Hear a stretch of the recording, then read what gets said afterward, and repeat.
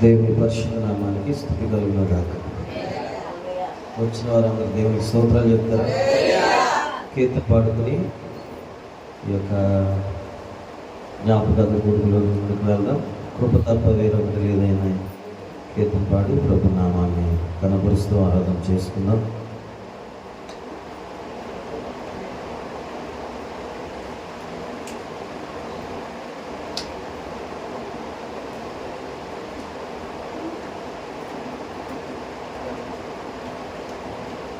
స్తోత్రం. హల్లెలూయా. కృపయే కదా నా ఆశ్రయము, నీ కృపయే కదా నా పరవశము,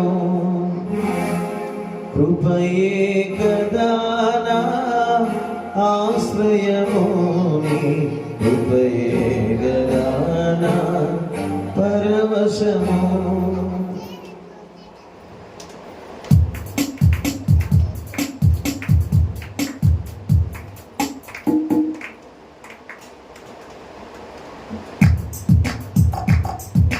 కృప తప్ప వేరొకటి లేదయా, కృప తప్ప వేరెవరు యేసయ్యా, కృప తప్ప వేరొకటి లేదయా, కృప తప్ప వేరెవరు యేసయ్యా, కృపయే కదా నా ఆశ్రయము, నీ కృపయే కదా నా పరవశము, కృపయే కదా నా ఆశ్రయము, నీ కృపయే కదా నా పరవశము. పాడాలి.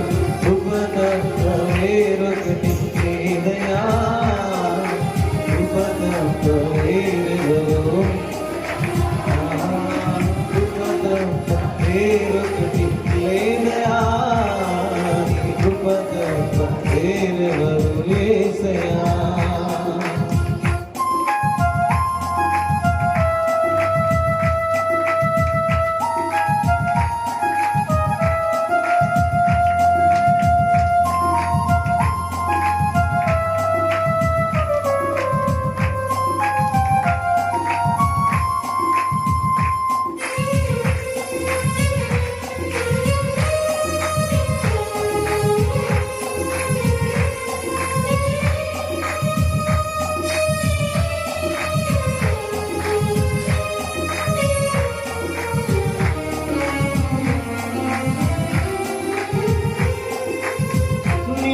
నరేగిన తుఫానులో నడిపెను నిలిపెను నీ కృపయే.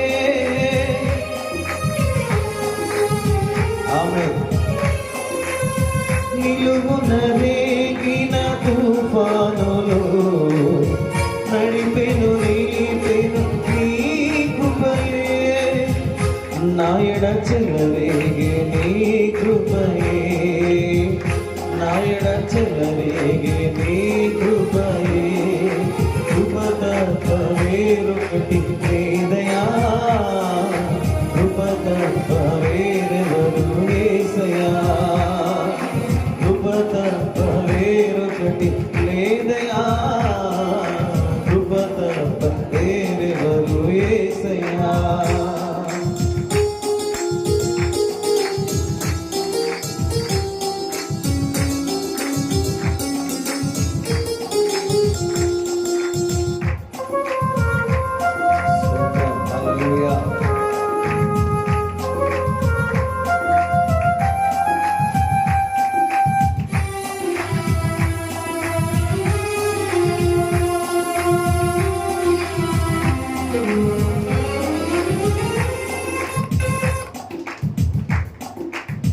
నీ కృప నన్ను విడువనిది, నీ కృపయే ఎడబాయనిది,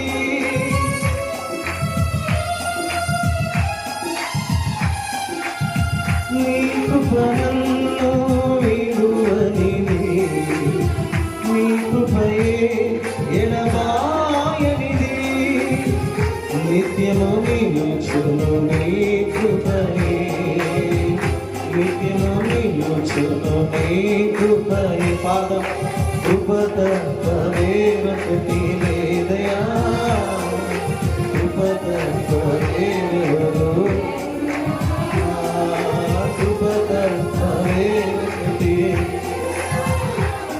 నీ కృప తప్ప వేరెవరు యేసయ్యా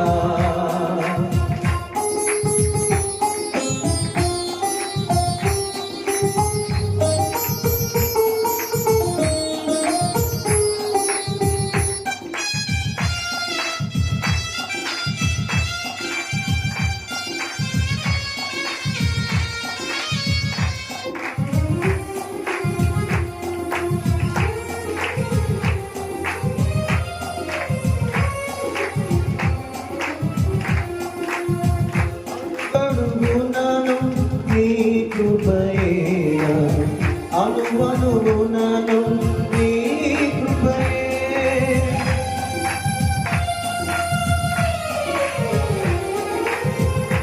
అడుగడుగునను నీ కృపయే అడుగడుగునను నీ కృపయే నా ఎడకు వేసెను నీ కృపయే నా ఎడకు వేసెను నీ కృపయే పాదం తప్ప వేరొకటి నీ కృప తప్ప వేరొకటి యేసయ్యా కృప తప్ప వేరొకటి లేదయా నీ కృప తప్ప వేరెవరు యేసయ్యా కృపయే కదా నా ఆశ్రయము నీ కృపయే కదా నా పరవశము కృపయే కదా నా ఆశ్రయము నీ కృపయే కదా నా పరవశము కృప తప్ప వేరొకటి లేదయా కృప తప్ప వేరెవరు యేసయ్యా కృప తప్ప వేరొకటి లేదయా కృప తప్ప వేరెవరు యేసయ్యా యేసయ్యా నా యేసయ్యా యేసయ్యా నా మంచి యేసయ్యా కృప తప్ప వేరొకటి లేదయా కృప తప్ప వేరెవరు యేసయ్యా అంతకాలమెత్తి కృప తప్ప వేరొకటి లేదయా కృప తప్ప వేరెవరు దీన దశలో నేనున్నప్పుడు నన్ను మరువని నీ కృప లేని స్థితిలో ఉన్నామంటే కేవలం అది నీ కృప దీన దశలో నేనున్నప్పుడు నన్ను మరువని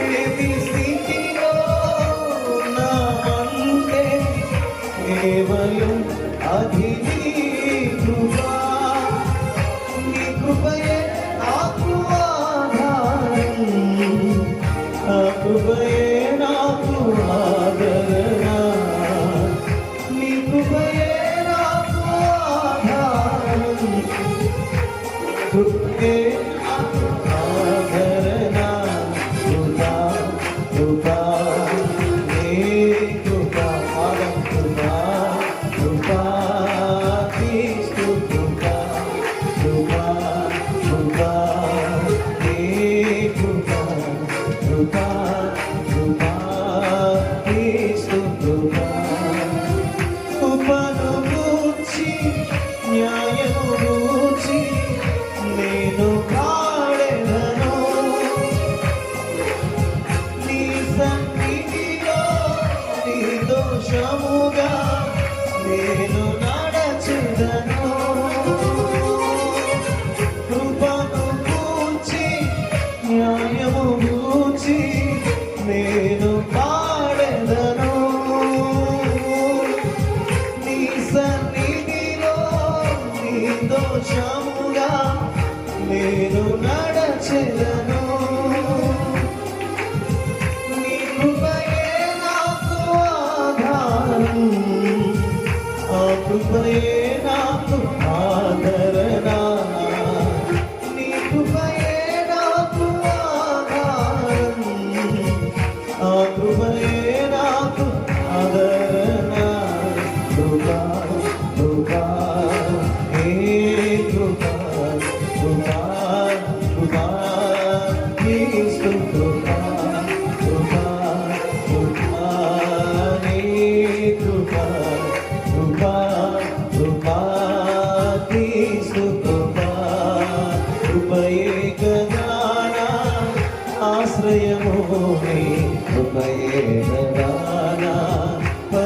పరవశము కృపయే కదా నా ఆశ్రయము నీ కృపయే కదా నా పరవశము. అందరూ కృప తప్ప వేరొకటి.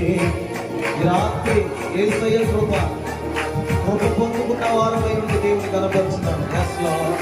కృప తప్ప వేరొకటి లేదయా, నీ కృప వేరు యేసయ్యా.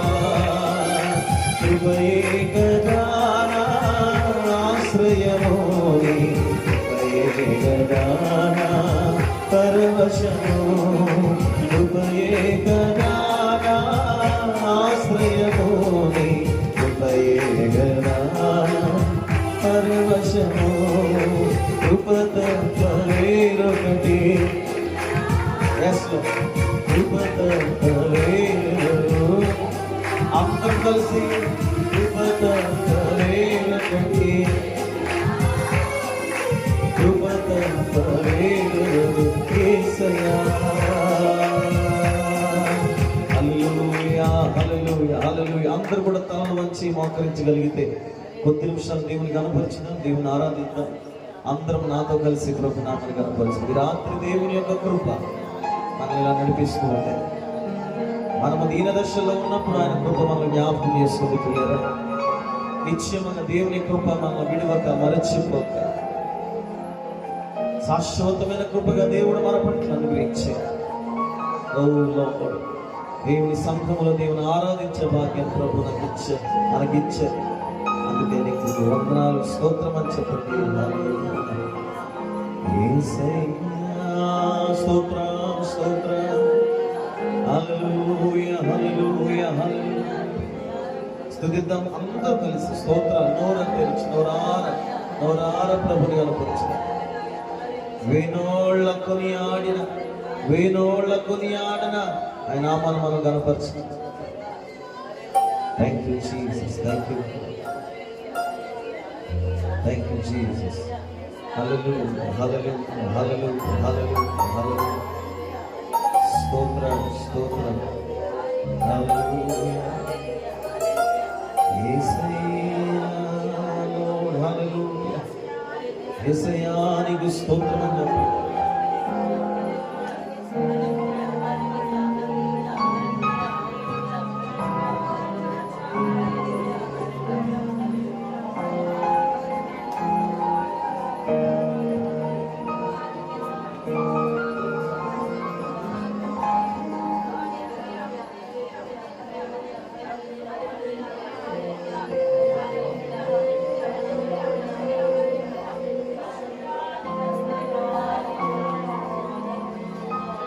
యేసయ్యా నీవే నాకని వేరెవరు మా బ్రతుకులో లేరని నేను మహిమపరుస్తున్నాను, ఆరాధిస్తున్నాను. Thank you Jesus. Hallelujah thank you Jesus. Hallelujah యేసయ్యా. స్తుతిద్దాం అందరం కలిసి. ధవలవర్ణుడు రత్నవర్ణుడు గొప్ప దేవదేవుని నామానికి మహిమ మహిమ మహిమ ఘనత ప్రభావాల యేసయ్య నామానికి చెల్లింది. హల్లెలూయా హల్లెలూయా.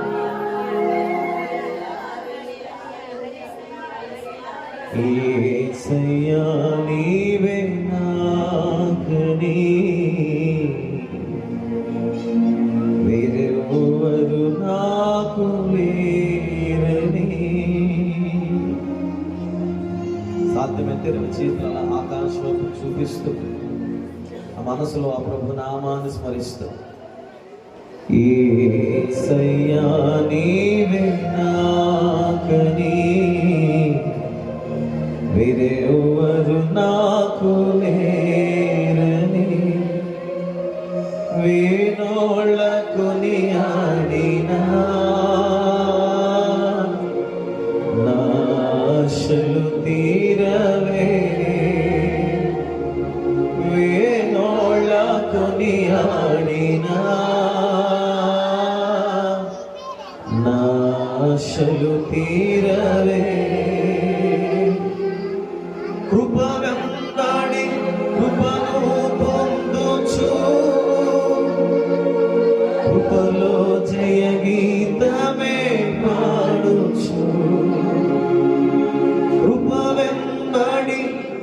మహిమను పొందుచు కృపలో జయ గీతమే పాడుచు కృపలో జయ గీతమే పాడుచు కృపలో జయ గీతమే పాడుచు. చిన్న ప్రార్థనతో కలిసి మహాగరుడైన మా తండ్రి, నీ పరిశుద్ధమైన నామానికి స్తోత్రాలు చెల్లిస్తున్నాను. ఇదే రోజు ఇదే తారీఖున 2014వ తారీఖున శరీర సంబంధమైన తండ్రిగా ఉన్నటువంటి నాయన మా తండ్రిని వద్దకు చేర్చుకున్నారు. ఆనాటి నుండి నేటి వరకు ఇక్కడ కూడా మీరు మా తండ్రి మమ్మల్ని నడిపిస్తున్నందుకు నీకు స్తోత్రాలు. లేఖనానుసారంగా నీతిమంతుల్ని జ్ఞాపకం చేసుకోవటం ఆశీర్వాదకరం అన్నారు కనుక నీ వాక్యమును ఎత్తుపట్టుకొని ప్రభువా, మా మహిమ నిమిత్తము, మాకు ఆశీర్వాద నిమిత్తము నాయన ఇదిగో పరిశుద్ధుల్ని, ప్రధానుల్ని, పెద్దల్ని మేము నిన్ను బట్టి మేము జ్ఞాపకం చేసుకుని వచ్చుటగా అతి కృప నాకు కూడా వచ్చిన మా అందరికీ మీరు దయచేయండి. ఏ కీడు ఏ శోధన మా మీదకి రానివ్వక నీ పవిత్రమైన సన్నిధిని కనపరిచే భాగ్యము నాకు మాకు అందరికీ దయచేయండి తండ్రి.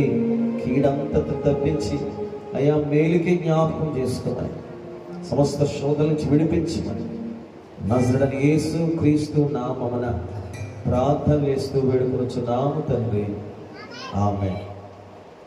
అందరూ కూర్చోండి. మన ప్రభు అయిన యేసే నామానికి మహిమ కలుగును గాక. ఒకసారి అందరూ కలిసి దేవునికి స్తోత్రాలు చెప్తారు. హల్లెలూయా. ఈ రాత్రికాల సమయంలో నేను కూడా మీతో కలిసి ప్రభుని ఆరాధించే కృప ప్రభు నాకు ఇచ్చిన భాగ్యాన్ని బట్టి ప్రభుకి మహిమ చెల్లిస్తున్నాను. మీ అందరికి తెలిసిన విషయమే, 2014 మార్చి 31వ తారీఖున మా నాన్నగారు ప్రభు యొద్దకు వెళ్ళడం అనేది జరిగిన సందర్భం. పరిశుద్ధ గ్రంథ లేఖనానుసారంగా నీతిమంతులు జ్ఞాపకం చేసుకుంటాం ఆశీర్వాదకరం అన్నారు కాబట్టి ప్రతి సంవత్సరం కూడా మరి పెద్దల్ని మనం జ్ఞాపకం చేసుకోవడం అది ముఖ్యమైనది. బ్రతికి ఉన్నప్పుడు ఎలాగో మనము సరిగ్గా వాళ్ళకి విలువ ఇవ్వలేదు, వాళ్ళ విలువలు మనం తెలుసుకోలేదు. ఆయన మన యొద్ద నుండి వెళ్ళిన తర్వాత అయినా 10 మందికి ఆయన గురించి చెబుతూ ఆయన నడిచినటువంటి మార్గాలు నడవాలని చెప్పి జ్ఞాపకం చేసుకోవచ్చు. ఆయన ప్రేమను తలపోసుకోవచ్చు. క్రీస్తు యేసు ఎదుట మనము కూడా సాక్షాత్తమైనటువంటి జీవిత విధానాలు కనుపరచవలసిన అవసరం ఖచ్చితంగా మన మీద అందరి మీద ఉంది.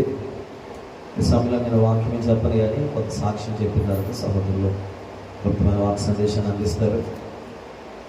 2014 31వ తారీఖు మార్చి నెలలో మా నాన్నగారు చాలా తీవ్రమైనటువంటి చెస్ట్ పెయిన్తో బాధపడుతున్నాడు. అందరూ తెలిసిన విషయాలు. ఇందాక ఒక కీర్తన పాడుతుంటే నాకు అది జ్ఞాపకం వచ్చింది. కృప తప్ప వేరొకటి లేదని పాడుతుంటే నాకు ఒకసారిగా నేను ఒంటరిగా ఆ రోజు రాత్రి 11 గంటల 50 నిమిషాలకి ఎక్కడికి వెళ్ళాలో తెలియక ఆర్ఎంపీ డాక్టర్ గారు తీసుకురావడానికి మా అమ్మగారు అన్నారు. మా నాన్నగారు ఒక పక్క నుంచి గాడి తట్టుకోలేకపోతున్నాను, నన్ను హాస్పిటల్ తీసుకెళ్ళి అన్నాడు. మా నాన్నగారు సర్వసాధారణంగా నాకు అది కావాలి ఇది కావాలని చెప్పి ఎప్పుడు అడిగేవాడు కాదు మమ్మల్ని. మాకున్నటువంటి అవసరతల్ని ఆయన ఎరిగి అడగకుండానే తెచ్చిపెట్టేవాడు. మరి ఏనాడు కూడా మమ్మల్ని పనికి, నన్నైతే పనికి పంపించి నువ్వు పనికి తెస్తేనే తప్ప నాకు నీకు తిండి పెడతానని చెప్పి అన్న వ్యక్తిత్వ స్వభావం నా తండ్రికి కాదు. చాలా ప్రేమ ఆప్యాయత. ఒక మాట చెప్పాలంటే చనిపోయినటువంటి ఆ రోజు కూడా నా పరిస్థితి ఫైనాన్షియల్గా బాగాలేదని చెప్పి ఆయన నాకు ఫోన్ చేసి తెలుసుకుని ఒక పార్టీలో ఆయన తిరిగి 6,000 రూపాయలు సంపాదించి మా అమ్మగారు కూడా తెలియకుండా డబ్బులు దాచిపెట్టి నాకు ఇద్దాము, వాడు బాధపడుతున్నాడు, అత్తలు కట్టుకోవాలి, ఎలా బతుకుతాడని చెప్పి ఆ ధనాన్ని అంతటిని దాచిపెట్టి నాకు ఇద్దామని అనుకున్నాడు. ఆ రాత్రి తనకి చెస్ట్ పెయిన్ వస్తుంటే నేను బండి ఎక్కించుకున్నామని వెళ్తే అమ్మ అన్నది, నాన్నగారు బండి ఎక్కలేరు, చాలా ఇబ్బంది ఉంది, డాక్టర్ తీసుకురా అని చెప్పి అన్నారట. మరి అంటే నేను ఏం చేశానంటే మరి సరే అని చెప్పి వాళ్ళని వీళ్ళని అడిగితే పని ఇల్లు అని చెప్పారు. ఒక్కనే ఎవరు లేరు, అన్నయ్య డ్యూటీకి వెళ్ళిపోయాడు, వదిన కూడా డ్యూటీకి వెళ్ళిపోయింది. మరి పెద్దక్కల ఫ్యామిలీ దగ్గరే ఉంది, కానీ అక్కడికి త్వరగా వెళ్ళాలని ఆలోచన నాకు రాలేదు. ముందు ఆయన పరిస్థితి ఇబ్బందికరంగా నన్ను చూసి ముందుకు వెళ్ళాను. తలుపులు కొడుతుంటే ఒక్క డాక్టర్ కూడా రాలేదు. ఆ చీకట్లో నేను మార్గాల్లో వెళ్తున్నటువంటి దృశ్యం ఏదైతే ఆ రోజు జరిగిందో అది నాకు ఇప్పుడు జ్ఞాపకం వచ్చింది ఒకసారి. మిగతాదంతా గుర్తురాలేదు, కానీ నేను ఒంటరిగా వెళ్ళి ఆ తలుపులు కొట్టేది నాకు గుర్తుకొచ్చింది. ఆ చీకట్లోంచి ఇదిగో ఈరోజులాగా ఇలాంటి వెలుగులో ప్రభు నన్ను నిలబెట్టినందుకు నేను ప్రభుని స్తుతిస్తున్నాను. చాలా రాత్రులు నేటికి కూడా మా నాన్నగారి విషయంలో అనేక జ్ఞాపకాలు వస్తూ ఉంటాయి. కొన్ని సందర్భాల్లో అనిపిస్తూ ఉంటుంది, అయ్యో ఆయన ఉంటే బాగుంది కదా, ఆయన ఉంటే బాగుంటుంది అని చెప్పి. అయితే కోల్పోయినటువంటి మనము చేసేది ఏమీ లేదు, బాధపడి కన్నీరుగాంచడం బట్టి. కానీ ఎవరైతే తల్లిదండ్రులు కలిగి ఉన్నారో చిన్న మనవి చేస్తున్నాను, వారు బ్రతికున్నప్పుడే వాళ్ళని మీరు సన్మానించారు. ఎలాంటి వారైనా సరే మరలా చెప్తున్నాను, కోల్పోయిన తర్వాత చేసేది ఏది ఉండదు. ఎందుకంటే వాళ్ళే మనల్ని కన్నారు, వాళ్ళే మనల్ని పెంచారు. కసురుకోనో విసురుకోనో కోపపడో లేకపోతే ఇంకేదో చేసో ఏదోళ్ళకు బాగు చేద్దామని తప్ప వాళ్ళ కసురులు వాళ్ళ కోపాలు పాడు చేయడానికి కాదనే విషయాన్ని నేను మరలా జ్ఞాపకం చేస్తున్నాను. తల్లి లేదా తండ్రి కోల్పోవడం ఎంత భయంకరమో, ఎంత బరువో. ఒక చిన్న మాట చెప్తున్నా, నేను ముసలోడిని అయిపోయినా నాకు అది భారంగా అనిపిస్తుంది తలుచుకున్నప్పుడైనా. కాబట్టి అది అనుభవించినప్పటికీ అది చాలా ఇబ్బందికరమైన పరిస్థితి ఉంటూ ఉంటుంది. అందుకే మా నాన్నగారిని ఎప్పుడు జ్ఞాపకం చేసుకున్నా నాకు ఒకటే ఆలోచన వస్తుంది, ఎవరైనా ఏదైనా సహాయం చేయమంటే మాత్రం ముందుకు వెళ్ళడానికి ఇష్టపడుతూ ఉంటాను. అదే దానికి మించి సీక్రెట్ ఇంకేది ఉండదు. ప్రభువైన యేసుక్రీస్తు వారు కూడా ఎవరైనా మీతో ఎవరైనా సహాయం చేయమని అడిగితే వాళ్ళు 1 మైలు మట్టుకే కాదు 2 మైళ్ళ మట్టుకు వెళ్ళి వాళ్ళకి సహాయం చేయమని కూడా ప్రభువు లేఖనాలు మనందరికీ స్పష్టంగా బోధించారు. కాబట్టి ఈ విషయం తెలియపరచగానే మా అక్కగారి కుటుంబం, మా చిన్నక్క గారి కుటుంబం మరి ప్రార్థన మాత్రమే కాదు, వాళ్ళ కొద్దిగా ఏదైనా మనం పెడదామని చెప్పి ఇక్కడ నేను ప్రార్థన చేసుకుంటే ఆలోచన వచ్చింది. ఇప్పటికే చాలా సంవత్సరాలు అయిపోయింది, 11వ సంవత్సరం వచ్చేసింది.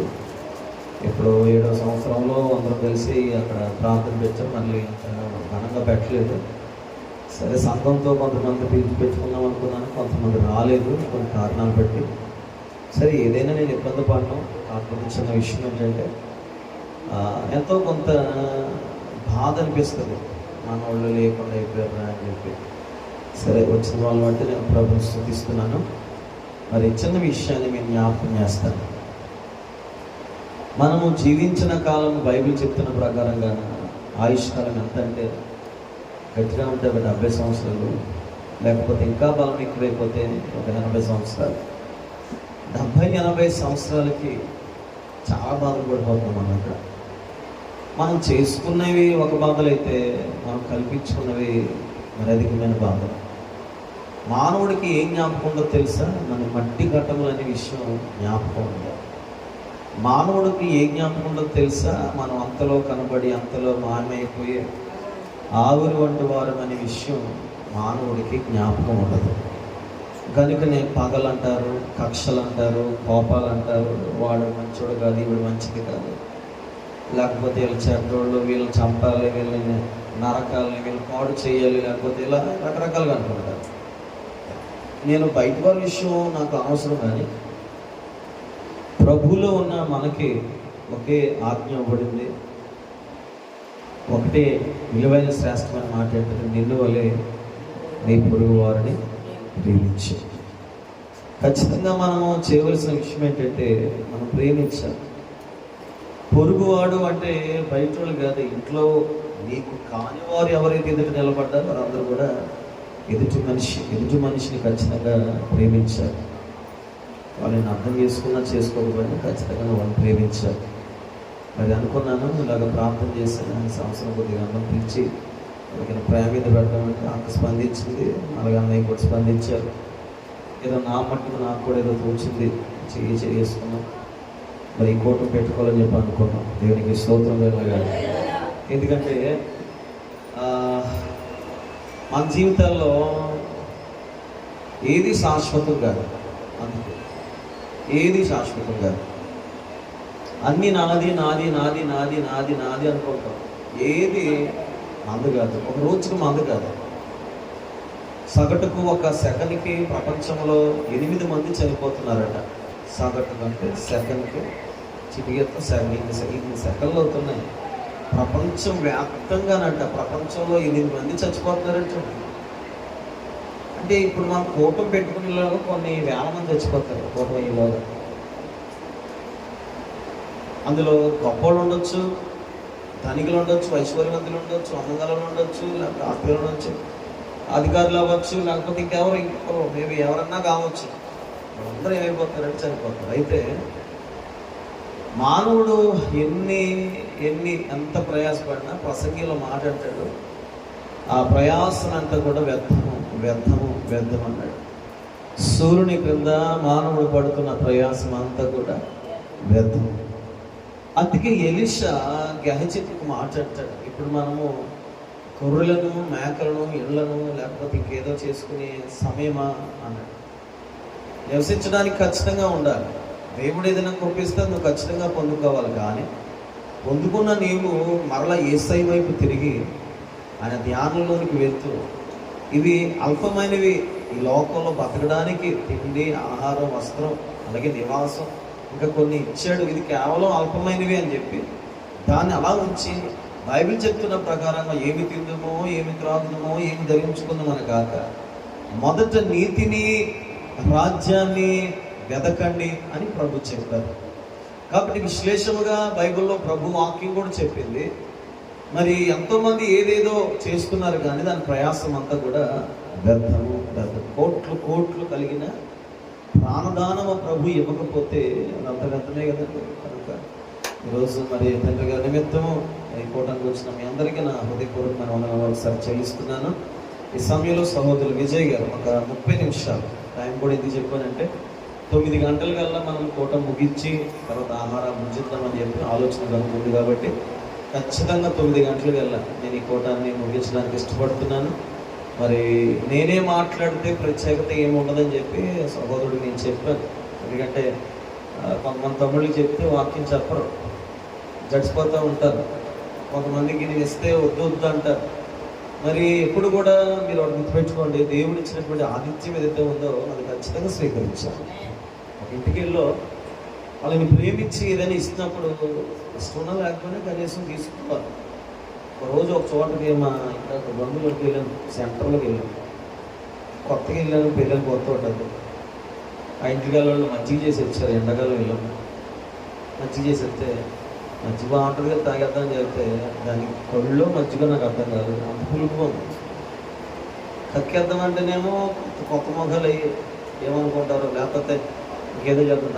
దాని దగ్గర అంత పులుపు ఒక ఎత్తు అయితే దాని నిండా ఏదో మేఘల్లో ఏదో రకరకాలు ఏం చేయాలి అర్థం కాక ముక్కు నోరు ఒక్కసారి బేగడ వేసుకుని దాపుకుని వేసుకున్నాను. అంటే ఆతిథ్యం ఇచ్చినప్పుడు ఖచ్చితంగా దాన్ని ఏదోలాగా స్వీకరించాలి, తర్వాత వచ్చి కట్టుకోవాలన్నది ఏదో విషయం అనుకోండి. కాబట్టి దాన్ని ఎప్పుడు కూడా సద్వినియోగం చేసుకోవాలి. మా కూరగాయలు అక్కడ ఇస్తూ ఉండేవాడిని ఎవరికి, మన కిరణ్కి. వాళ్ళు చాలా బిజీ అయిపోయి మధ్యన చదువులో పడ్డారు. నేను కూడా వాళ్ళకి ఏం అనకూడదులే బాబు, ఇది అన్న కానీ చదువులో వెనకబడతారని చెప్పి నేను ఏం అనట్లేదు. సభాముఖంగా వాళ్ళిద్దరికి చెప్తున్నాను, అదే బాబు మీ ఇద్దరు కూడా దేవుళ్ళు ఇప్పటి వరకు ఎదిగారు, మించి బాగా ఎదగాలి, రాత్రి పూటలో ఇంకా మీరు బలంగా పాల్గొనాలి. రెండవది సాధ్యమైనంత వరకు సంఘంలో ఉండడానికి ప్రయత్నం చేయండి, దేవుని కాడు మోయడానికి ఎక్కువ ఇష్టపడుతూ ఉండండి. అలాగే నాతో ఉన్నవారు కూడా తెలియపరిచిన బిడ్డలు కూడా చెప్తున్నాను, చదువుకోండి, ఉద్యోగాలు చేసుకోండి. దాంతోపాటు ఎక్కువగా ఉండవలసింది ప్రభు సన్నిధిలో పాల్గొనే ఒక అవకాశం, ఆ మనసు మనం ఖచ్చితంగా కలిగి ఉండాలి. దేవునికి స్తుతి కలగాలి. తర్వాత మాట్లాడతాను సమయంలో సహోదరులు విజయ్ గారిని మరి వాక్యం సందేశాన్ని అలాగే తన హృదయంలో పెట్టిన మాటలు తెలియపరచవలసిందిగా ప్రభు గారిని మనం చేస్తున్నప్పుడు అందరూ ఒకసారి స్తోత్రాలు చెప్పండి. హల్లెలూయా.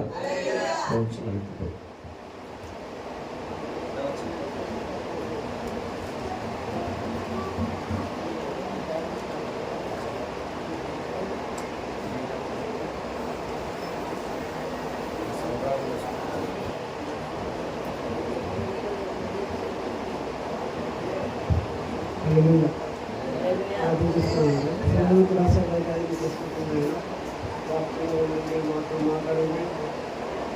బలపరచండి. ఇందు నిమిత్తమైన దేవరాజాన్ని మమ్మల్ని దేవరాజా ఏ కాలం చేతులైనా మమ్మల్ని స్థుతించడానికి మమ్మల్ని తీసుకొచ్చిన దీన్ని స్థుతించడానికి ఉన్నాం. ఇంత గొప్ప కృప ఈ సంఘంకు, ఈ సంఘంతో నాకు దేవరాజా దేవుడి కుటుంబానికి అందరికి ఇచ్చినందుకు స్థుతున్నాను. నీ వాక్యం చెప్పడం తండ్రి, నీ మాటని గ్రహించండి తండ్రి. నేను కూడా నీ వాక్యం నీ ఆత్మతో చెప్పి సహాయం దయచండి. ఇస్తున్నాము నడిపించున్నాను తండ్రి.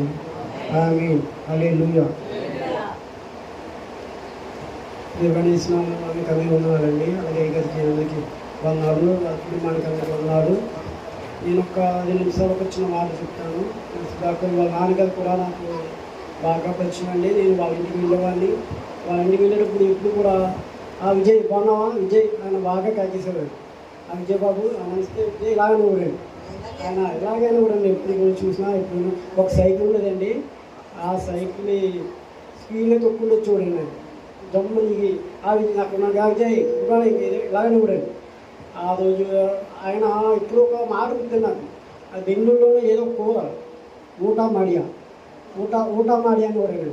అది అన్నం తిన్నామో ఏదో ఇప్పుడు అది అడిగి ఊట మాడినది ఎక్కువ నాకు గుర్తు, ఇక్కడికి నాకు గుర్తుంది. అటువంటి మరి తండ్రి గారు మరి మంచిగా మరణించున్నారు. దేవుని నిద్రించున్నారని నేను భావిస్తున్నాను. దీన్ని బట్టి దేవుడికి మహిమ కలుగాక. హల్లెలూయా, హల్లెలూయా. మరి ఆయన జ్ఞాపకం చేసుకుంటూ ఆయన ద్వారా మనం యేసుని జ్ఞాపకం చేసుకున్నామని. దేవుడు ఏదైనా ఒక మంచి కార్యం, ఏది చేసినా ఒక మంచి కార్యమే. ఇన్ని సంవత్సరాల తర్వాత కూడా దేవుడు ఆయన్ని బట్టి ఆయన్ని స్తుతించడానికి, ఆయన జ్ఞాపకం చేసుకుంటూ మనం యేసు ప్రభువుని మనం స్తుతించడానికి ఆయన మాటలు ఇంకో కొంతమంది ఉన్నారు అని చెప్పి ఆ యొక్క పెద్ద ఆయన ద్వారా మనకి కొన్ని మాటలు చెప్పాలని దేవుడు మనల్ని అందరినీ తీసుకొచ్చున్నాడు. ప్రతిదానికి ఒక చిత్తం ఉంటుందండి. ప్రతిదానికి ఒక చిత్తం ఉంటుంది. ఎవరో ఒకరు ద్వారా, ఎవరు చిన్నపిల్లల ద్వారా అవ్వచ్చు, చనిపోయిన వారైనాను, బతికిన వారైనాను, లేని వారైనాను, ధనికులైనను, ఎవరి ద్వారా అయినా దేవుడు ఒక మాట చెప్పాలని, ఆయన సన్నిధికి తీసుకురావాలని, నా బిడ్డ కోసమో ఎవరి కోసమో తీసుకురావాలని ఒక ప్రత్యేకమైన శ్రద్ధ ఆయనకు ఉండి మనల్ని తీసుకొచ్చాడని నేను నమ్ముచున్నాను. అయితే నేను వాక్య భాగంలోకి వెళ్ళే ముందు మీరు అందరూ మరి గ్రహించండి. మరి నాకు 9 గంటల వరకే సమయం ఇచ్చారు, అది దేవుని చిత్తం. అయితే ఒకానొక దినం నాడు ఏమైందంటే పిల్లారా, బైబిల్ వాక్యం చదువు, బైబిల్లోని ఒకానొక దినమున ఒక ఇశ్రాయేలు జనం అనేది ఉందండి. అనగా పాత నిబంధన గ్రంథంలో ఇశ్రాయేలు జనాంగం ఉందండి. ఈ ఇశ్రాయేలు జనాంగము ఏం చేస్తుందంటే ప్రతి యుద్ధంలోనూ నెగ్గుకుంటూ వస్తుంది. అయితే ఒక చిన్న మందను గెలవాలని వేగులు వాడిని పంపారండి. వేగులు వాడిని పంపితే ఆ యొక్క ప్రవక్త వేగులు వాడిని పంపితే వాళ్ళు అన్నారు, వాళ్ళు ఎంతోమంది కాదు, చాలా తక్కువ, ఒక 100 మంది, 1000 మంది మొత్తానికి సంఖ్య ఉంటుంది. అక్కడ మనము విసిరేయచ్చు వాళ్ళందరినీ, వాళ్ళని గెలవచ్చు మనం అని చెప్పి ఆ వేగులు ఎవరైతే వెళ్ళి ఉన్నారో వాళ్ళు ఆ యొక్క ప్రవక్తకి లేదా ఆ యొక్క సేవకుడికి చెప్తాడు. అయితే సేవకుడు నమ్మేస్తాడు. మనం 10,000 మంది ఉన్నాం, వాళ్ళు 1000 మంది ఉంటారు, పెద్ద ప్రాబ్లం లేదు, మనం వెళ్ళి మనలో సగం మంది వారు ఉంటే చాలు, మనం వెళ్ళి నెగ్గుకొని వచ్చేచ్చు అంటారండి. అయితే అంత పెద్ద సంఖ్యలో మనం నెగ్గచ్చు అన్నప్పుడు, మనం నెగ్గుకొని రావచ్చు అన్నప్పుడు ఒక్క వ్యక్తి ఒక చిన్న తప్పిదం చేస్తారండి. ఆ చిన్న తప్పిదం వల్ల వాళ్ళకి ఆపోజిట్, అంటే వాళ్ళకి వ్యతిరేకమైన చిన్న సైన్యంలోకి మనం ఎప్పుడైతే నెగ్గుతామో వెళ్తారో వాళ్ళు ఓడిపోతారండి. ఒక్క వ్యక్తి చేసిన అపరాధం వల్ల, ఒక్క వ్యక్తి చేసిన ఆ యొక్క తప్పిదం వల్ల ఆ సైన్యము ఓడిపోద్దండి. ఆయన పేరే ఎవరంటే ఆకాను అనే వ్యక్తి. యెరూషలేము గొప్ప సేవకుడు, యెహోషువ సేవకుడు కలిగిన వ్యక్తి, మోషే అంతేకాదు యెహోవా నామమును కలిగిన వ్యక్తి, అనేకమైన జనములను నెగ్గిన వ్యక్తి. ఆ ఒక్క వ్యక్తి చేసిన తప్పిదం వల్ల మొత్తం హాయి అనే పట్టణం వాళ్ళ చేజిలో పోతుందండి. అటువంటి జనాంగము, ఇశ్రాయేలు జనాంగము వెళ్ళి వస్తే వాళ్ళకి సిగ్గుచేటు అయిందండి. అయితే తప్పు చేసిన వ్యక్తి ఎవరో అక్కడ తెలియడం లేదు. ఆ తప్పు చేసిన వాళ్ళు ఎవరు అని చెప్పి చూస్తే చీట్లు వేస్తారండి. చీట్లు వేస్తే ఆ కాను పేరు మీద, అంటే ఎవరైతే తప్పు చేశారో ఆ కాను పేరు మీద దేవుడు తెలియపరచాడండి. నువ్వు నేను చీట్లు వేస్తే తెలియపరిచేది ఎవరంటే దేవుడు చెప్తారండి. మన సంఘంలో కానీ మన కుటుంబంలో కానీ ఎక్కడైనాను తప్పు చేస్తే దేవుడే తెలియపరుస్తాడండి. హల్లెలూయా. అయితే ఎప్పుడైతే ఆ తప్పును తెలుసుకొని తనకు మరణశిక్ష విధించారో ఆ తర్వాత ఆ సంఘం కానీ ఆ జనాంగం కానీ దేవుడు విజయముగా చేయాడండి.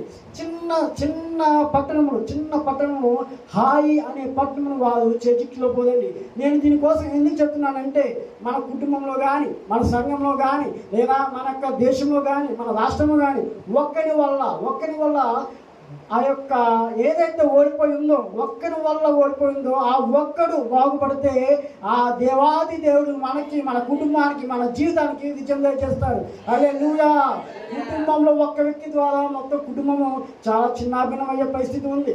ఒక కుటుంబం ద్వారా సమాజము చిన్నాభిన్న అయ్యే మరి పరిస్థితి ఉందండి. ఆ ఒక కుటుంబం కానీ ఆ ఒక్క వ్యక్తి కానీ లేదా ఆ యొక్క ఒక్క సమాజం కానీ మారితే దేవుడు అంటున్నాడు నీకు నాకు విజయం ఇస్తా అంటున్నాడు. హల్లెలూయా. హల్లెలూయా.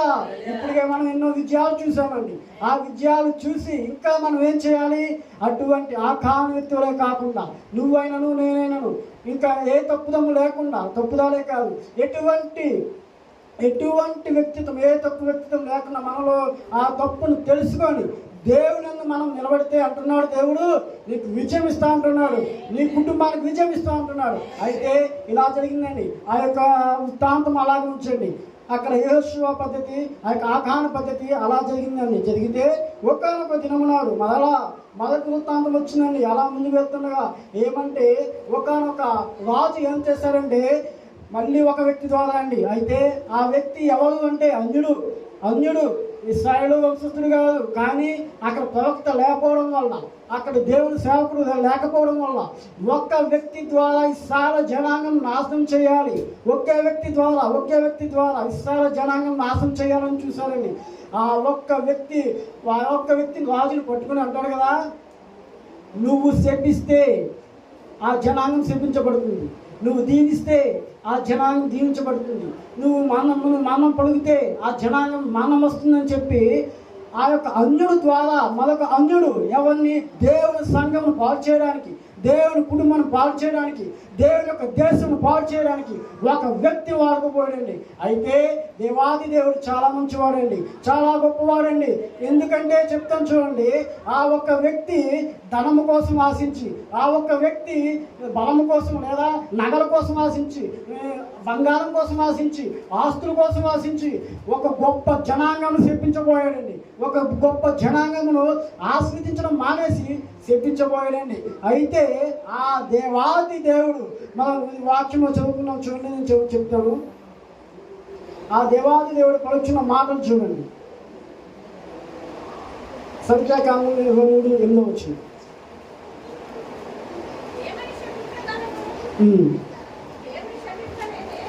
దేవుడు శపించలేదే, ఏమని భయపట్టగలను? దేవుడు భయపట్టలేదే.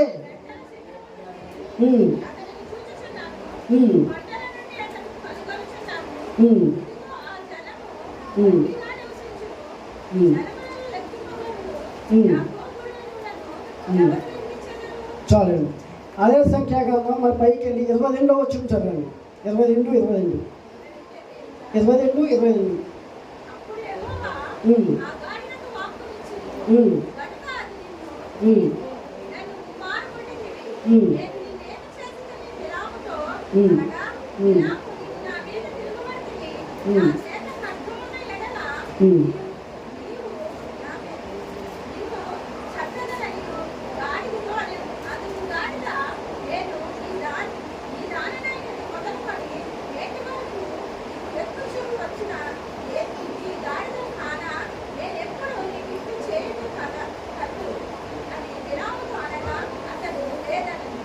చాలు. అయితే ఇప్పుడు నేను చెప్పిన వృత్తాంతం ఎవరి కోసం అంటే బిలాము కోసమండి. బిలామైన ప్రవక్త కూడా కాదండి, ఆయన సోదగాడు. ప్రవక్త కూడా కాదండి, అన్యుడు. బిలాము అనే అతను ప్రవక్త కాదు, అన్య ప్రవక్తుడు అతను. సోదకాండు దగ్గరికి వెళ్ళి అన్యుడు, అన్య దేశస్థుడు వెళ్ళి అంటున్నాడు, ఇస్రాయేలు జనాంగం అంటే మన జనాంగమును, మన కుటుంబమును, మనకు సంఘమును పాడు చేయాలని చూస్తున్నాడని. చూడండి ఎంత విచిత్రంగా ఉందో. ఎక్కడో బిలాము ఉంటే ఆ బిలాము కానీ. అయితే మీకు ఒక చిన్న మాట చెప్తున్నాను. దేవుడు బిలాము ద్వారా శపించబడతాడు, మరణించబడతాడు అని ఎలా తెలుసు అని మనకి ఎలా అర్థమవుతుందంటే చూడండి. ఆ కాలంలో గొదలను పొట్టేలను వధ ఇచ్చి దేవునికి బలి ఇస్తే ఆ కాలంలో దేవుడు మాట్లాడేవాడండి. అటువంటి శోధకాండ యొక్క శక్తి ఎవరికి కలదు? బిలాముకు కలదు. అటువంటి బిలాముకు ఆ శక్తి ఉన్నప్పుడు దేవుడి ప్రవక్త లేకపోవడం వల్ల, జనులు వినలేకపోవడం వల్ల ఈ బిలామును వాడుకోవడము మొదలుపెట్టి ఉన్నాడండి. ఇది తెలుసుకున్న ఆ యొక్క రాజు ఏం చేశాడంటే, బాలాకు రాజు ఏం చేశాడంటే, బిలామును ఉపయోగించుకొని నిన్ను, నీ కుటుంబాన్ని, నీ సంఘమును, అంతేకాదు నన్ను, ఈ యొక్క దేశమును పాడు చేయాలని చూశారండి. అయితే బిలాము ధనానికి, మరి డబ్బుకి ఆశపడి మన వార్త చెప్దామనుకున్నాడు, శపించే వార్త చెప్దామనుకున్నాడు. అయితే దేవుడి దగ్గర వెళ్ళి మొదలుపెట్టాడు. నేను వెళ్ళి నాకు ఆ రాజు చెప్తున్నాడు వాళ్ళ కోసం మన మాట చెప్పమని, లేదా ఏ మాట చెప్పాలి దేవుడా అని యెహోవాకు ప్రార్థన చేయగా దేవుడు అంటున్నాడు, వాడు చెప్పినట్టు నువ్వు చెయ్యొద్దు అని చెప్పాడండి. వాడు చెప్పినట్టు చెయ్యొద్దంటే మళ్ళీ ప్రార్థన చేస్తున్నాడు. మళ్ళీ దేనికి ప్రార్థన చేస్తున్నాడు? చెప్పించేలా, దేవుణ్ణే చెప్పించేలా బిలాము చేస్తున్నాడండి. అటువంటి శక్తివంతుడు ఆ దేవుడు అటువంటి చేయడు. అటువంటి దేవుడు బిలాము మళ్ళీ ప్రార్థన చేస్తున్నాడు. మళ్ళీ చెప్తున్నాడు, ఏం చెప్పమంటావు? ఎందుకు? ఆ యొక్క శాపగార్థమైన మాట బిలాము ద్వారా వస్తే బిలాముకి ఏమొస్తుంది? ధనము వస్తుంది. ఆ ధనము కోసము, ఆ బంగారం కోసము దేవుడు ముమ్మారు ప్రార్థన చేస్తున్నాడు. 7 పొట్టేలను బలిచ్చేస్తున్నాడు. అటువంటి దేవుడు అయితే నీకు ఇలా కాదు, నీకు మంచి పాఠం చెప్పాలి, నీకు ఒక బుద్ధి చెప్పాలని చెప్పి గాడిద మీద ఎక్కి వెళ్తున్నాడండి. ఎవరు? బిలాము గాడిద మీద వెళ్తుంటే గాడిద కదులుతలేదండి, ముందుకు వెళ్ళడం లేదు. దేవుడే వెళ్ళమన్నాడు. అయితే వెళ్ళు, చూడు అన్నాడు. నీకు నేను గుణపాఠం నేను ఎలా చెప్పాలో నాకు తెలుసు. నా జనులకు నువ్వు మన మాట నువ్వు ఇవ్వలేవు, శాపఘాతమైన మాట ఇవ్వలేవు. నీ మనస్సులో ఉద్దేశము నాకు తెలుసు, నీ ధనాభి ఉద్దేశము నాకు తెలుసు. నీలో ఉన్న అసూయ, నీలో ఉన్న దుర్భాష, నీలో ఉన్న దుర్వేషణ మొత్తం నాకు తెలుసు. నువ్వు ముందుకెళ్ళి నేను చూసుకుంటాను. నీతో ఎవరితో మాట్లాడిచ్చాడో, నువ్వు ప్రవక్తవే, నీతో ఎవరితో మాట్లాడిచ్చాడో నీకు బుద్ధి చెప్తానని చెప్పి ముందు తీసుకెళ్ళాడండి. గౌరవం కాదండి, గాతమం ఎక్కాడండి. కుమారుడు గాతమం ఎక్కాక బాగానే ఉంది, అది కుదురుతలేదు. ఏమో బాబు అంటే నీకు తెలుదు, నాకు తెలుదు. ఆగితే మరి దేవుడు బుద్ధి చెప్పాలి కదా. కుక్క ఎక్కడ మాట్లాడుతుందండి? కుక్కను కూడా వాడుకోలేదు. గువ్వ మాట్లాడుద్దా? గువ్వను కూడా వాడుకోలేదు. ఇక శ్రేష్టమైన జంతువులు వాడుకోలే, బలమైన ఏనుగు వాడుకోలేదు. మీకు అర్థమవుతుందా? ఎందుకు పనికి రాదేది? నన్ను మిమ్మల్ని కలిగి నన్ను సుధాకర్ నన్ను వచ్చి అంటారు, గాడిలో ఇదిగో ఇలాగ నన్ను అంటున్నాడు. అంటే ఒక పదం నిన్ను తిట్టాలి అంటే ముందొచ్చే మాట ఏంటి? గాడిద లేదా ఎద్దు. ఎద్దులో ఇదిగో గాడిద ఉన్నావా అని. అటువంటి గాడిద ఎవరు ఎక్కారు? బిలాము సోదగండ ఎక్కాడు. బిలాము ప్రవక్త ఎక్కాడండి. ఎక్కాడు, బాగానే ఉంది. ఆగాక అప్పుడు గాడిని కొడుతున్నాడు, ఈ పక్కన ఆ పక్కన. తర్వాత కాలు ఇలాగాంచిందండి. దేనికి? ద్రాక్ష తోట వల్ల గోడ వల్ల ఉండిపోయింది, ఇలాగాంచిందండి. ఉందని ఇలాగుంటే ఈ మన బిలం కూడా కాలు ఇలాగేసి మళ్ళీ ఇటు నుంచి కొడుతున్నాడు, అటు నుంచి కొడుతున్నాడు. అది ముందు కదులుతలేదే. కదలక దేవుడు మాట ఇచ్చాడండి. ఏంటో తెలుసా? నువ్వు ముమ్మారు నన్ను కొడుతున్నావు, నా ఎదుగుంట ఏముందో తెలుసా నీకు? దేవుని దూత ఉంది. హల్లెలూయా. ఎవరు చెప్పారు?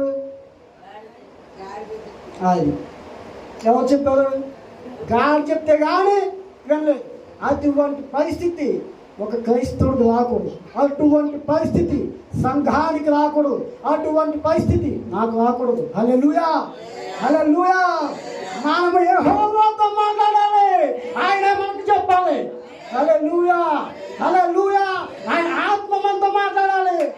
గాలి చెప్పడం ఏంటి అంతేనా? గాడిద మనకి చెప్పకూడదండి. నీ దైవజనుడు చెప్పాలి. నీ దైవజనుడు మాటను వినాలి. నీ దైవజనుడు మాట నిజమని నమ్మితే గాడిద కాదు కదా, గుర్రం, ఏనుగు, అటువంటి గొప్ప ఏనుగు అసలు నిన్ను పోచరాలాగా. హల్లెలూయా, హల్లెలూయా. మరి ఎలా పోలుస్తాడు? ఆయన వలే పోలుస్తాడు. హల్లెలూయా. నువ్వు నా బిడ్డవే, నిన్ను మనిషిలాగానే పోలుస్తాడు, జంతువులో పోల్చడు. హల్లెలూయా. అటువంటి అలా ముమ్మారు కొట్టాడండి. ముమ్మారు కొట్టాక అప్పుడు ముందుకు వెళ్తున్నాడు. అప్పుడు దేవదూత, ఆ ఆత్మదూత, ఆ గొప్ప దూత వచ్చి నిలబడి నేను చెప్పాను కదా, నేను చెప్పినట్టే నువ్వు. ఎవరు చెప్తున్నారు? దేవుడు చెప్తున్నా, దేవత చెప్తుంది. ఆమేన్. ఆ దూత చెప్తుంది ఏమని? నువ్వు నేను చెప్పాను కదా, ఆ మాటే నువ్వు చెప్పాలి. ఇంకో మాట నువ్వు చెప్పడానికి వీలు లేదు రాని. అప్పుడు అంటున్నాడు, అప్పుడు అర్థమైంది బిలాముకి, ఓ గాడిద దేవుడితో మాట్లాడాడు, దేవుడు నాకు పాఠం ఇచ్చాడు, పాఠం నేర్పిస్తున్నాడు, అయితే జాగ్రత్తగా ఉండాలి అనుకున్నాడు. కానీ ముందుకెళ్ళాడు. మళ్ళీ ముందుకెళ్ళాడు. మళ్ళీ ప్రార్థన చేస్తున్నాడు. 7 పొట్టేలు 7 గోదలు మళ్ళీ పడించేస్తున్నాడు. నేను దేవుడు ఏదైతే చెప్తానో చెప్పడం కాదండి, మాట వస్తుంది. అలాగా ఆయన చెప్తా లేదు, ఆ మాట అలా వచ్చేస్తుంది అంతే. ఆ మాట వస్తుంది ఏంటి? దేవుడు ఆత్మ పలికిస్తున్న మాట వస్తుంది. ఆ మాట చెప్తున్నాడండి. ఏదో తెలుసా, నువ్వు దీవించబడతావని మాట చెప్తున్నాను. చూడండి, అక్కడ చదువుకున్నాం చూడండి. సంఖ్యాకాండం 22, 23 చదవండి.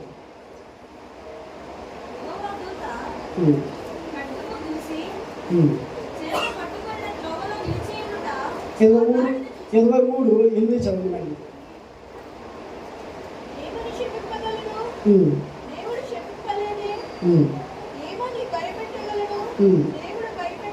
దేవుడు భయపడలేదే.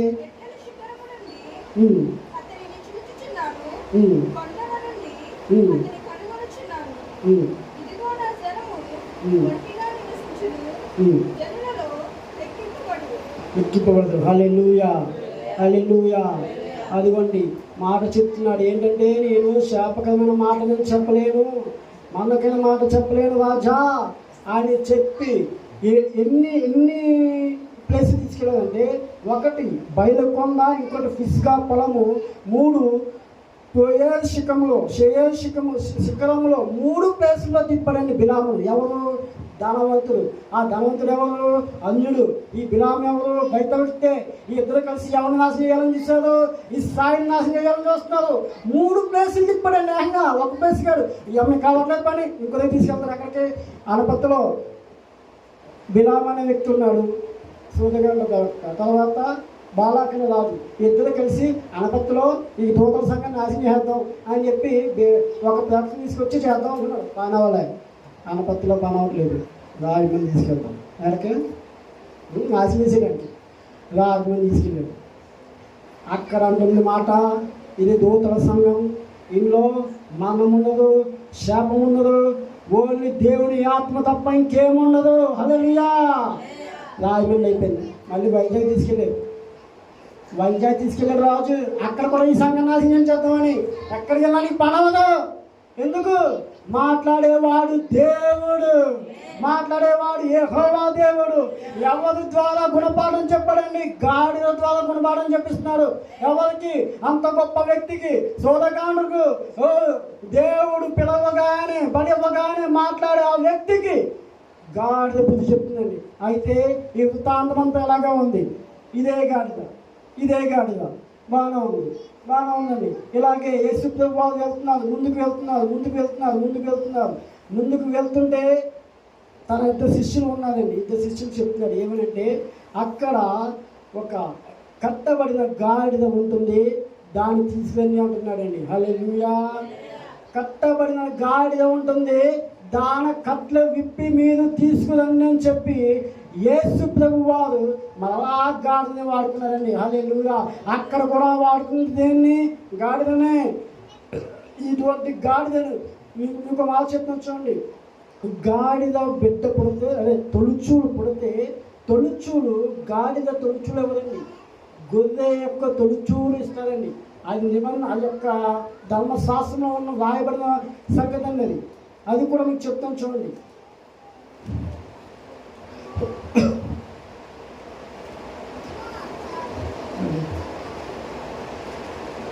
ఇదో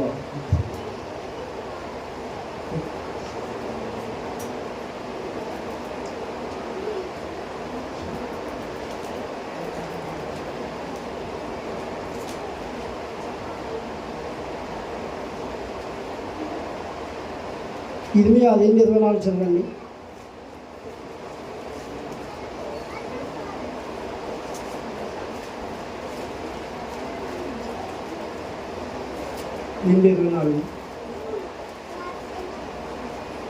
అరణ్యమునకు అలవాటు పడిన అడవి గాడిదకు అది దాని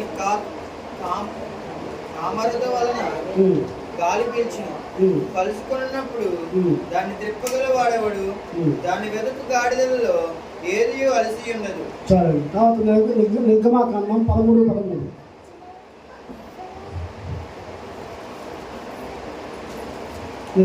నిర్గమాకాండం 13:13.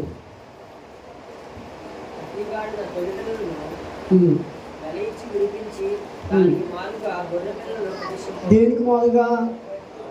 గాడిద పిల్లకి మాదిగా. దేనికి ఏమి ఇవ్వాలి? గొర్రె పిల్లని ఇవ్వాలి. అక్కడ కట్టబడింది ఏంటి? గాడిద కట్టబడింది. ఎక్కడ? ఒకనొక దినమున ఒకనొక స్థలంలో గాడిద కట్టబడింది. అయితే గాడిద కట్టలు విప్పాలని ఇక్కడ జ్ఞాపకం చేసుకోండి. వాక్యం చెప్తుంది, బాగా అర్థం చేసుకోండి. కట్లు విప్పింది గాడిద అయితే వధించబడింది ఏంటో తెలుసా? గొర్రె పిల్ల. హల్లెలూయా, హల్లెలూయా. తొలుచూలు గొర్రె పిల్ల వధించబడిందండి. అయితే ఇద్దరు మనుషులు వెళ్తున్నారు. దేవా యేసు ప్రభు నువ్వు వెళ్ళమంటున్నావు, అదేమో తిన్నంగా ఉండదు, దాని కొట్లేమో గట్టిగా కట్టేశారు, ఎలా ఇప్పమంటావంటే అంటున్నాడు, చెప్పింది నేను చెయ్యి నువ్వు ముందు. హల్లెలూయా. నేను చెప్తున్నాను కదా. అతను ఏమన్నాడు? నువ్వు వెళ్ళి కట్లను విప్పుదా అంటాడండి. కట్లను విప్పిన తర్వాత కట్లు బాగానే విప్పాక బయటికి వస్తుందండి. బయటికి వచ్చాక గాడిద అనుకుంటుంది కదా, ఏమనుకుంటున్నా నాకు తెలిసి అది తొలిచూలు పిల్ల, గాడిద కాదు కదా. మరి గొర్రె, మీకు అర్థమవుతుందో లేదు, గొర్రె పిల్ల వధించబడి దానికి ఇవ్వబడిన స్వార్థం అది చనిపోయే స్థితిలో ఉండే ఆ గాడిద, చనిపోవాలి అసలు ఆ గాడిద, తొలిచూలు గాడిద. కానీ దేవుడు ముందుగానే ఆ యొక్క గాడిదను నీకు నా కొరకు ముందుగానే చనిపోయి, తొలిచూలుగా చనిపోయి నీ కట్లను విప్పడానికి ఆ యొక్క యెరూషలేము పురంలో వచ్చి ఉన్నాడు. గాడిద కట్లు విప్పాడు, బాగానే ఉంది. కట్లను విప్పిన తర్వాత ఆ గాడిదకు బట్టలు వేస్తున్నారని మళ్ళీ ఒకటి బలి అయిపోయాడు దేవుడు. ఆ యొక్క గొర్రె పిల్ల బలి వధ జరిగిపోయింది. అదొకటైతే మరొక దానికి అదృష్టమైన విశేషం ఏంటంటే అది చనిపోవలసింది. దానికి ఏం చేస్తున్నారు తెలుసా? విస్తారమైన వస్త్రాలు, అమూల్యమైన వస్త్రాలు ఇస్తున్నారండి దేవుడు. ఆ అమూల్యమైన వస్త్రాలు ఇచ్చి తర్వాత అలాగా దానికి పదులు పెడుతున్నారండి. అప్పుడు ఆ గాడిద అనుకుంటుంది కదా, నేను ఎక్కడ ఉండాలి, నా జీవితం అసలు ఎక్కడ ఉండాలి, ఏంటి ఇదంతా ఏం జరుగుతుంది, ఇంతకీ దానికి ఏమీ తెలియదు. కొట్లు ఎవరిపిస్తున్నారో దానికి ఏమీ తెలియదండి. కొట్లు ఎవరిపిస్తున్నారో దానికి ఏమీ తెలియదు. ఆ బట్టలు ఎందుకు వేస్తున్నారో దానికి తెలియదు. దాని బట్టల మీద దాని మీద ఎందుకు పోస్తున్నారో దానికి ఏమీ తెలియడం లేదు. మీ యొక్క మార్చే ఒకసారి జ్ఞాపం చేసుకుని అది నువ్వు నేనే ఆ మైండ్లో పెట్టుకుని ఒకసారి నీకు నాకు అది ఎందుకు నూతన వస్త్రం ఎందుకు ఇస్తున్నారో నీకు అర్థం లేదు. ఆ యొక్క విస్తారమైన బట్టలు దానికి ఎందుకు వేస్తున్నారో దానికి అర్థం అవ్వడం లేదు. నీకు రక్షణ ఎందుకు ఇస్తున్నారో నీకు అర్థం అవ్వట్లేదు. అంతేకాదు నీ మీద ఒక భారము, అనగా నా కాడు మోయడం మేలు, ఆ భారము నీ మీద ఎవరు పోస్తున్నారు నీకు అర్థం అవ్వడం లేదు. అయితే యేసు ప్రభువు వారు అంటున్నారు, నీ మీద ఎక్కి నేను స్వాధీ చేయడానికి. హల్లెలూయా. ఎక్కడ స్వాధీ చేయడానికి? ఆనపత్తిలో, ఇంకెక్కడ? అన్ని చోట్ల. ఇంకెక్కడ? నీ సంఘంలో. ఇంకెక్కడ? నువ్వు ఎక్కడ వెళ్తే అక్కడ. హల్లెలూయా. నీకు నూతన వస్త్రం ఇస్తాడండి. అదిగో బట్టలు వేస్తున్నారు. ఏంటి గొప్ప అధికారులు, చిన్న మాట, ఒక గొప్ప అధికారి, ఒక రాజు లేక ఎమ్మెల్యే వచ్చినప్పుడు ఫాలో గప్తారు, ఉత్సవాలు గప్తారు కదా మనకి, ఫాలో గప్తారు. ఏంటి ఏ గప్తారు? ఫాలోవా. కొత్తగా పాత? కొత్తగా. చిరిగిపోయిందా చిరగలేదా? చిరగలేంది. మరి ఇప్పుడు అక్కడ వచ్చేవారు ఎవరో వచ్చినారా? యేసు ప్రభువు వారు. యేసు ప్రభు వారు వచ్చినప్పుడు ఇంకెంత కొత్త చేస్తారండి. ఎందుకని వేస్తారు? ఆయన ద్వారా స్వస్థత చూశారు, ఆయన ద్వారా అద్భుతాలు చూశారు, ఆయన ఏంటో తెలుసుకున్నారు.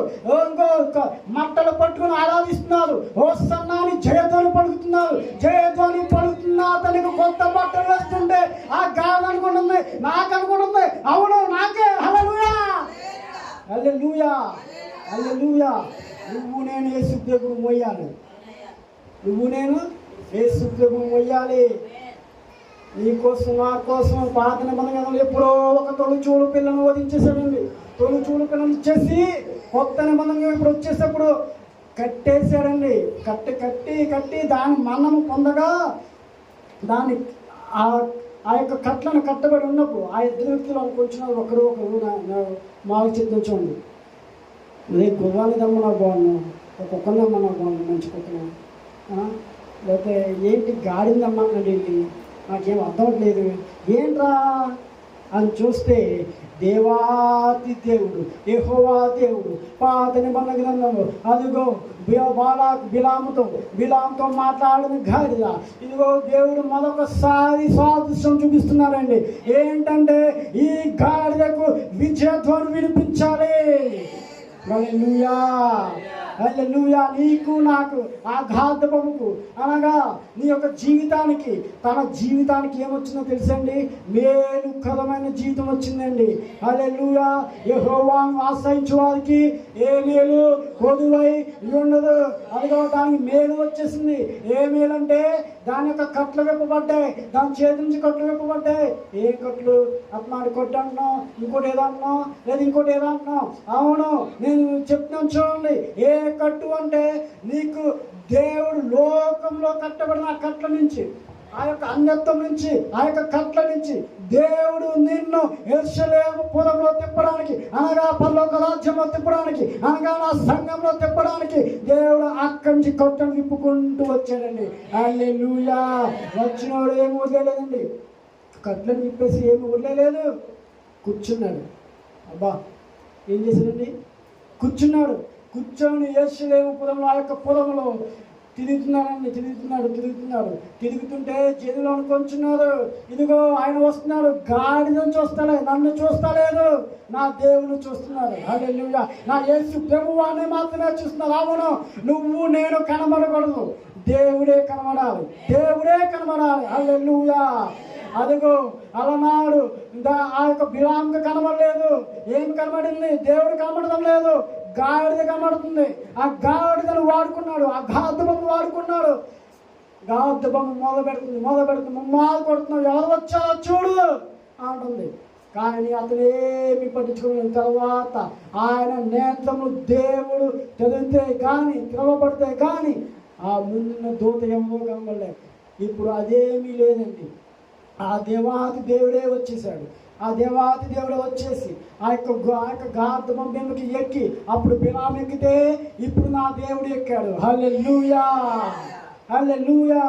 శ్రేష్టమైన జీవితము ఆ గాధబొమ్మకు వచ్చేసిందండి. అటువంటి జీవితాన్ని నీకు నాకు కావాలంటే ఎటువంటి జీవితము? ఇదేంటి గాడితో పోతుందండి?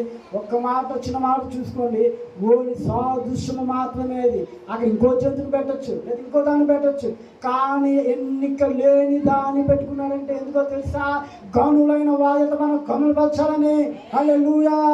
ఎన్నిక లేని వారమైన మనల్ని ఎన్నిక చేయాలని. దీని యొక్క ఉద్దేశం ఏంటంటే, నువ్వు ఎక్కడో అడుగు భాగంలో ఉన్నావు అంటే, నువ్వు సింపుల్గా చెప్పాలంటే నువ్వు ప్రధానమంత్రితో మాట్లాడలేవు, నువ్వు ప్రధానమంత్రితో మాట్లాడేది చేయాలి. హల్లెలూయా. నువ్వు ఒక పెద్ద సార్తో మాట్లాడవు, ఒక కలెక్టర్తో కానీ మాట్లాడలేవు.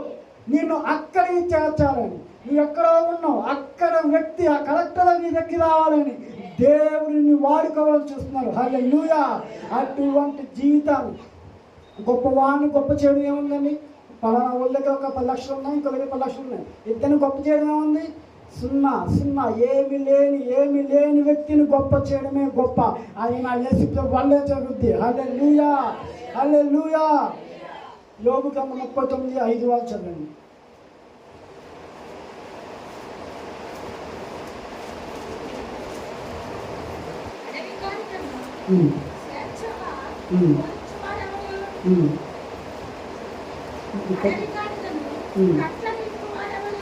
కట్లను విప్పువాడెవడు? హల్లెలూయా. మళ్ళా చెప్తున్న యోబు గ్రంథంలో 39:5 కట్లను విప్పువాడు ఎవడు?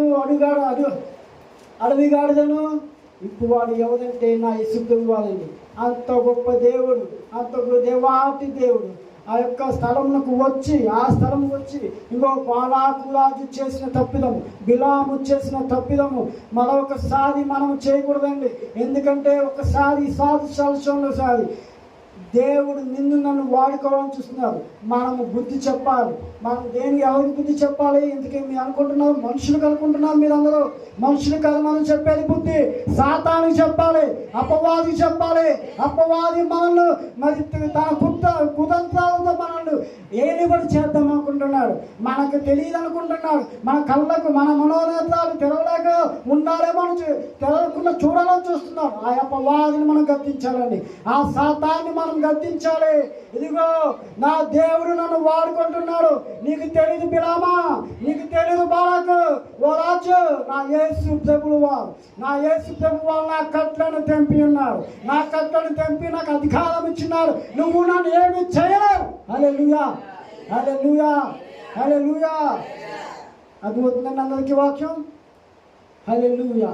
అటువంటి ఆ సాతాను నిన్ను నన్ను మరి అన్ని పద్ధతిలో కానీ లేదా వేరే ఒక చిక్కులో కానీ ఈ లోకంలో ఉంచేసి ఆ యొక్క మనోనేత్రాలు తెరవకుండా ఉండాలని చూస్తున్నారు. అయితే దేవుని ఆత్మ మనలో ఉంది, దేవుని పరిశుద్ధాత్మ మనకు ఉంది. ఆ పరిశుద్ధాత్మతోనే మనము నిలబడాలి. ఆ పరిశుద్ధాత్మతోనే మనము మాట్లాడాలి. ఆ అన్య భాషలతోనే మనం మాట్లాడాలి. మన మనోనేత్రాలు ఎప్పుడు తెలుస్తూనే ఉండాలి.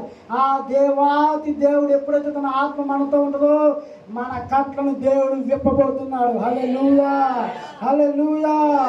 గాలిని దేవుడు ఎందుకు ఎంచుకున్నాడు? ఏదైనా గొప్ప జంతువుని ఎంచుకోవచ్చు కదా. ఎందుకంటే అది ఎన్నిక లేని జంతువులు, ఎన్నిక లేని యానిమల్ని దేవుడు ఎంచుకున్నారండి. అంత గొప్ప దేవుడు ఎంచుకొని ఏం చేస్తున్నాడంటే నీకు సువాసన, నువ్వు వెళ్ళే దారిలో సువాసన రావడానికి, నువ్వు వెళ్ళే దారిలో ఒక మంచి వస్త్రాలు ఇవ్వడానికి, నూతన వస్త్రం ఇవ్వడానికి, పరలోక రాజ్యం ఇవ్వడానికి నన్ను ఎంచుకున్నాడు. హల్లెలూయా, హల్లెలూయా. యూదా 1:11 చదవండి.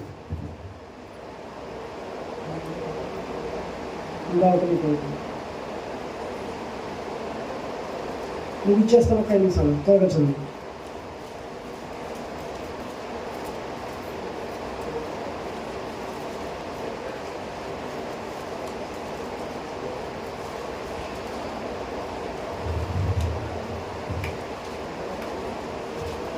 మనకు 2 Pétరు 2:15-16 చదవండి. అది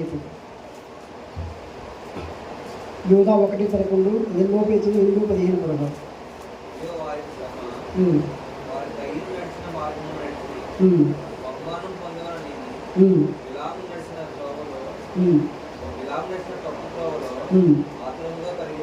బిలాము నచ్చిన తప్పు త్రోవలో ఆతృతలుగా పరిగెత్తాడంటే అండి.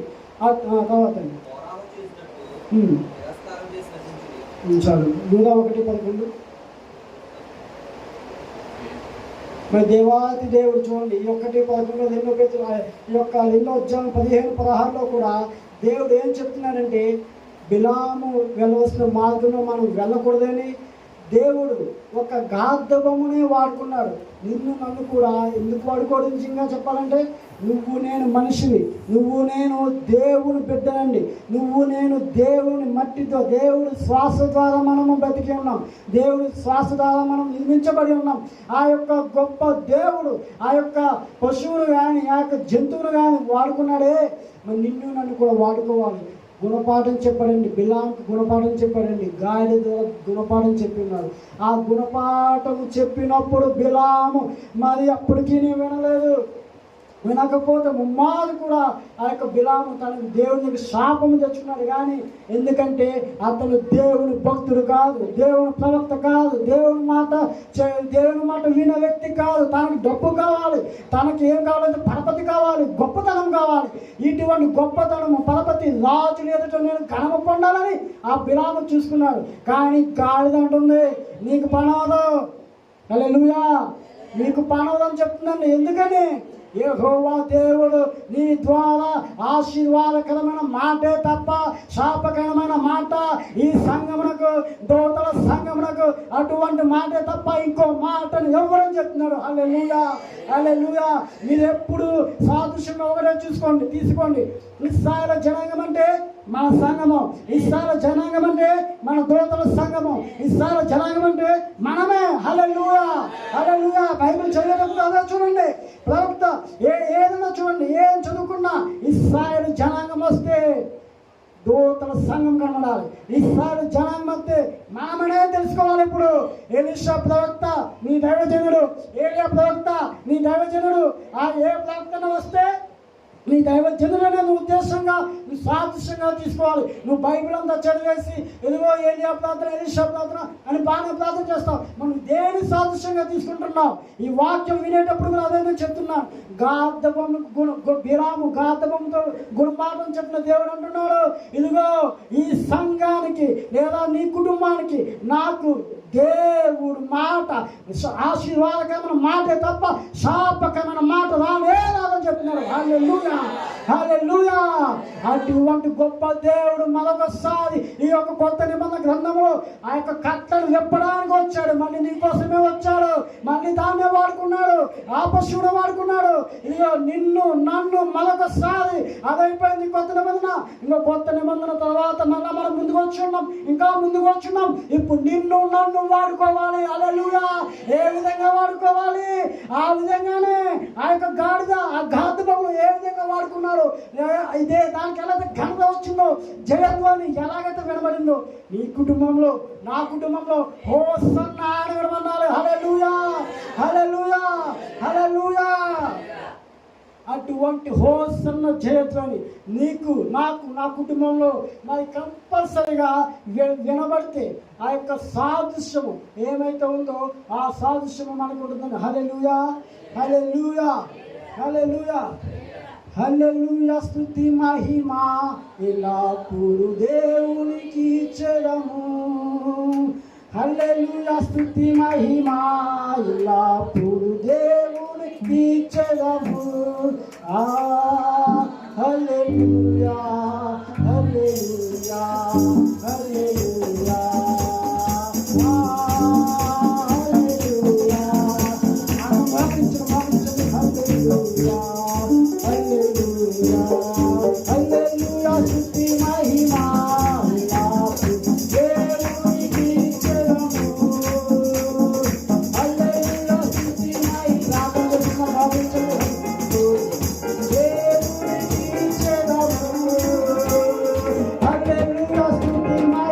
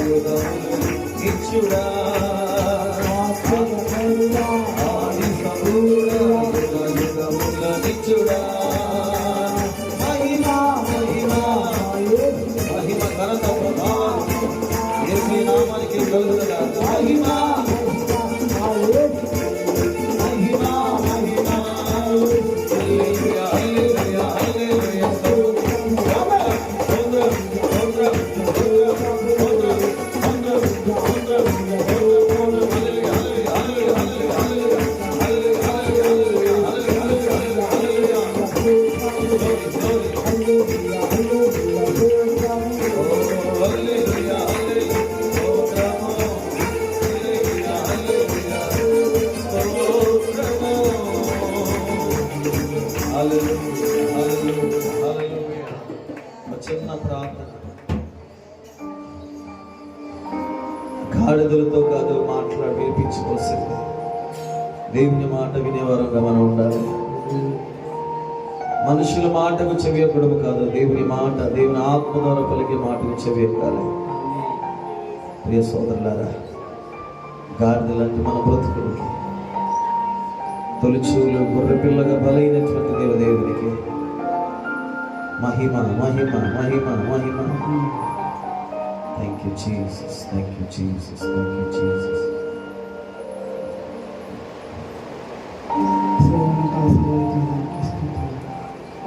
ఈ బలం గొప్ప, ఈ శక్తి గొప్ప, ఎన్నిక లేనివైన మమ్మల్ని తండ్రి. ఓ ప్రభువా, ఈరోజు ఈ కారణం చేతులను అయా నీ బిడ్డలను నన్ను అయా నీ సన్నిధానం తీసుకొస్తున్నాను. అయా ఏదో ఒక కారణం చెప్పి నేను స్థుతించాలి అని చెప్పి, ఓ ప్రభువా, ఇదిగో ఈ దినమా అయా మా తండ్రి గారు రామారావు గారు ఓ దేవాజాన్ని చేస్తున్నారు. ఆయన ద్వారా అయాను చేస్తుంటున్నాను. అయానుకున్నాను. అందుని బట్టి దేవా మేము ఈ యొక్క స్థుతి కూటమికి లేదా ఈ యొక్క కూటమి తండ్రి అయా మేము వచ్చినాం తండ్రి నీకున్నాను.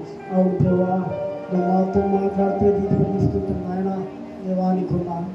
అలనాడు బిలాము చేసిన తప్పుడు అయా నీ మాటలు మేము చెవిని పెట్టక ఇదిగో ఒక